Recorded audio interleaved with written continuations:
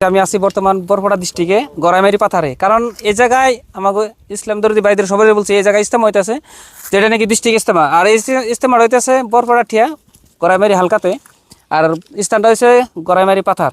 তো সবারই অনুরোধ করেছে এই জন্যই যে বহুতের আক্রোশ থাকে যে আমার ইস্তেমা একদিন কাজ করুম। কারণ আমাকে ওই জায়গায় যে ইস্তেমা হয়েছিল বামুনটারিতে, তো বহুত জায়গার কোনো মানুষ এনে কাজ করছিল। আর এই কাজটা কিন্তু এক দুইজনের জন্য না, এটা কাজ কিন্তু বহুতে। আর আমার ইসলাম দরদি ভাইদের জন্য এই কাজগুলো। আর এই কাজ করলে কিন্তু অসীম সাহেবের ভাগিও যায়, এটা সবাই জানেন। আর এটা কিন্তু হাদিসের কথা।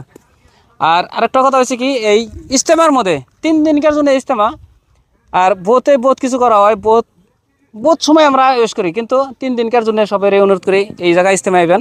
যেটা 23, 24, 25 3 দিন, তাই তো 3 দিন না, 23, 24, 25।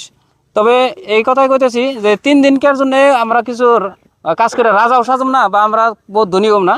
3 দিনকার সময় কিন্তু আল্লাহর আবাদতের জন্য বাইরে হইতে লাগে।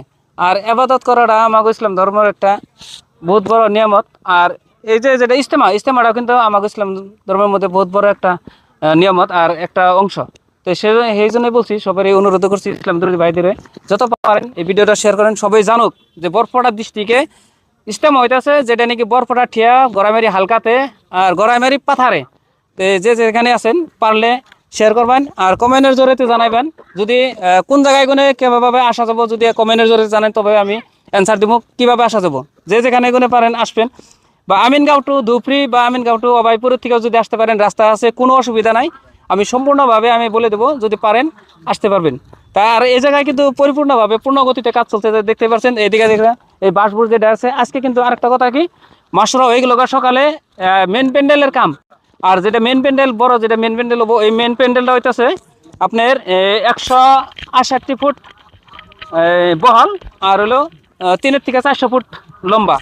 তবে এই জন্যই বলছি যে সবারই দেখাইতেছি, সবারই কইতাছি যে একটা প্যান্ডেলে কমসে কম 10,000 মানুষ হইলেও নামাজ পড়া যাবে কৃতভাবে। কিন্তু একটা ইস্তেমায় 10 না, বহুত মানুষ হয়, সবাই দেখতে পাচ্ছেন। অলরেডি ধুবড়ি আলমগঞ্জ হয়ে গেছে গা। তারপর হইলো আপনার কলকাতা হুগলিতে।